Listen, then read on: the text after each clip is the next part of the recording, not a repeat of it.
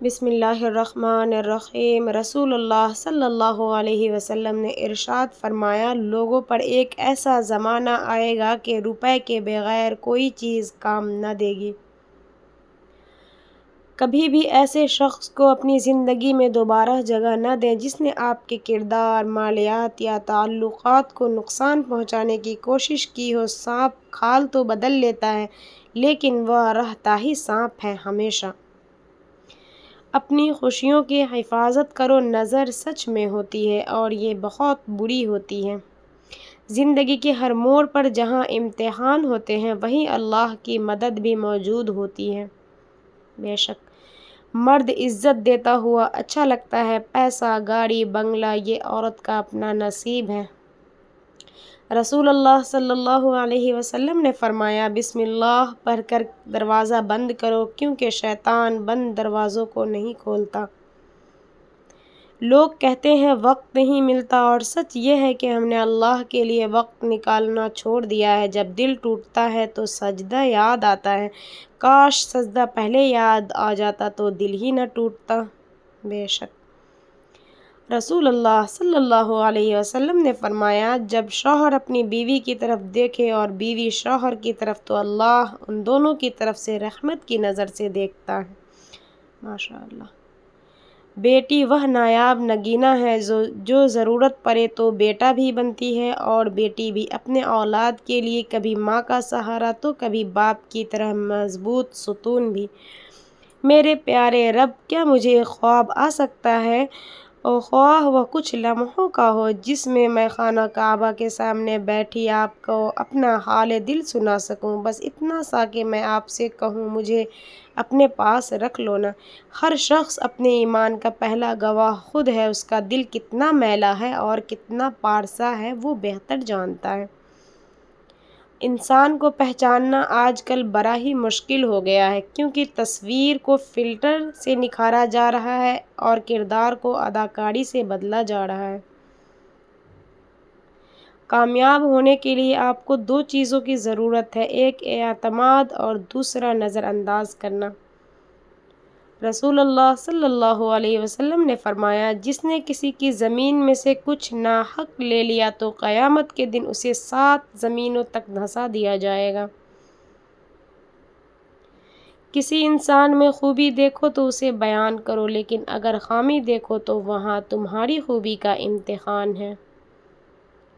اللہ تعالیٰ کا انداز بہت پیارا ہے، جب کوئی بات بتانی ہو تو مثال دیتے ہیں، جب تسلی دینی ہو تو اپنی آیت ہماری آنکھوں کے سامنے کر دیتے ہیں، جب ہمیں اس کی ذات کی شدید ضرورت ہوتی ہے ہم تک حوصلے پہنچا جاتے ہیں، ہم تنہا بھی ہوں تو ہمیں اللہ کا سہارا محسوس ہو رہا ہے۔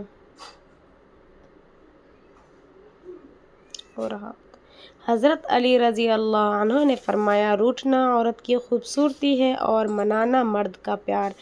رسول اللہ صلی اللہ علیہ وسلم نے ارشاد فرمایا، شیطان بائیں ہاتھ سے کھاتا اور پیتا ہے، تم دائیں ہاتھ سے کھایا اور پیا کرو۔ معاملات کو تھوڑا خراب ہونے دیا کیجیے تاکہ پتہ چل سکے کہ آپ نے کن راستوں کو چنا ہے اپنی زندگی کے لیے۔ اللہ پاک راستے پہلے ہی بنا دیتا ہے لیکن عطا صرف بہترین وقت پہ کرتا ہے۔ حضرت علی رضی اللہ عنہ نے فرمایا، دنیا میں 2 کام بہت مشکل ہے، ایک اس کے ساتھ رہنا جس سے محبت نہ ہو، دوسرا اس کے بغیر رہنا جس سے محبت ہو۔ سجدہ خوشی کا ہو یا غم کا، توفیق ملنا بڑی بات ہے۔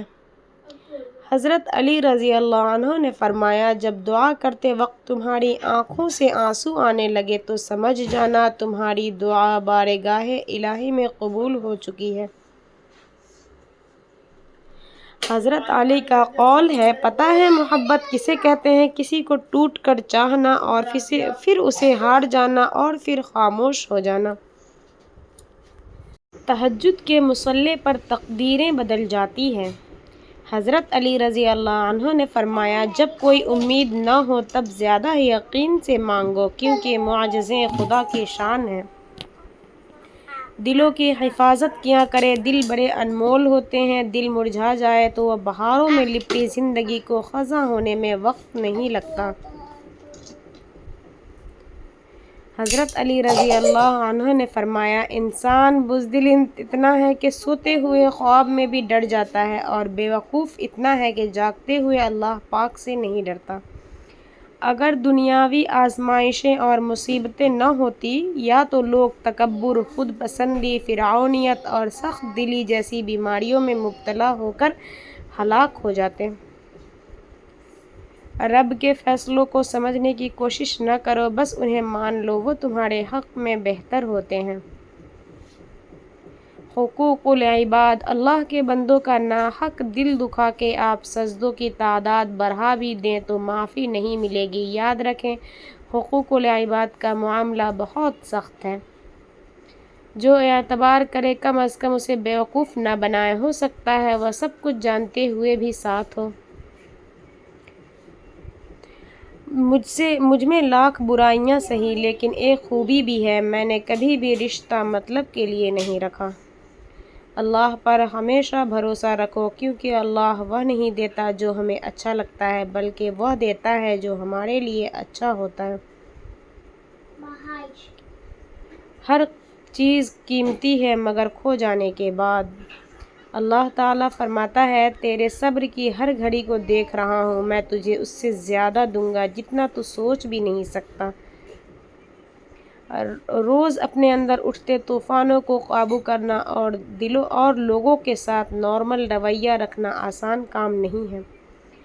ہر کسی کے نعمتیں بھی الگ ہیں، ہر کسی کی آزمائشیں بھی، ہر کسی کی کہانی بھی الگ ہے اور سبق بھی الگ ہے۔ کسی اور کو دیکھ کر یہ مت سوچیں کہ آپ محروم ہیں، آپ پر بھی آپ کے رب کی بہت ساری عطائیں ہیں۔ بے شک کوشش کریں جو لوگ آپ کے بغیر زندگی میں خوش ہیں تو انہیں خوش ہی رہنے دیں۔ نیکیاں جتنی بھی ہوں کام نہ آئے گی، حشر میں پچھتائیں گے ماں کو ترسانے والے۔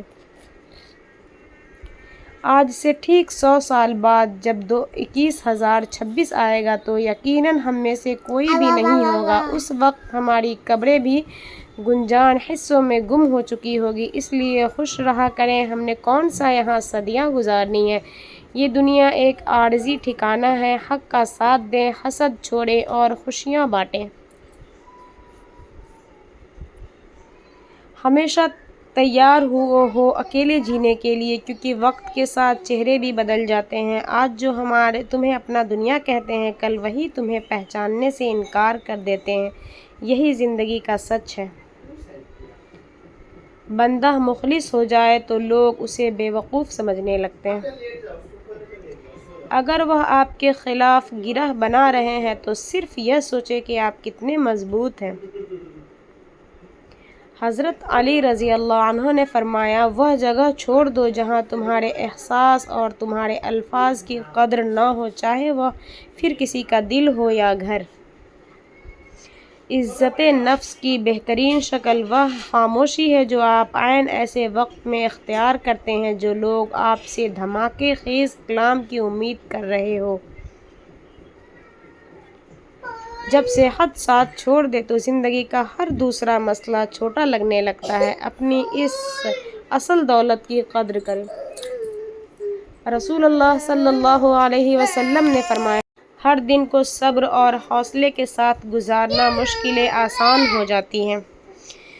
خاندانی عورت مر جاتی ہے پر کبھی اپنے محبوب کے بدلے کسی امیر مرد کا انتخاب نہیں کرتی۔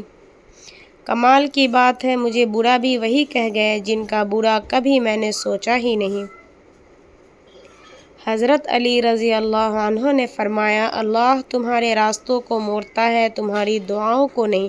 وہ تمہیں اپنے طریقے سے تمہارے من پسند منزل تک لاتا ہے۔ کوئی سمجھے یا نہ سمجھے کوئی فرق نہیں پڑتا، لیکن جس سے امید ہو وہ نہ سمجھے تو بہت درد ہوتا ہے۔ اکیلا پن انسان کو یہ سبق دیتا ہے کہ زندگی کی جنگ آخر کار اسے خود ہی لڑنی ہے۔ قصہ یوسف دیکھ کر یاد آیا کہ حسد کرنے والے کس حد تک جا سکتے ہیں۔ نماز کو بوجھ کی طرح نہ پڑھیں، یہ وہ تحفہ ہے جو اللہ نے ہمیں ہر بوجھ سے سکون پانے کے لیے دیا ہے۔ بے شک حضرت علی فرماتے ہیں، ہر انسان کے ساتھ چلنا یا نہ چلنا وہ آپ کی مرضی ہے، لیکن کوشش کریں جس کے بھی ساتھ چلیں، جب تک بھی چلیں مخلص ہو کر چلیں۔ سب سے زیادہ دل و آزاریاں لوگوں کے لہجوں سے ہوتی ہیں۔ نماز چہرے کا نور ہے اور قرآن دل کا سکون ہے۔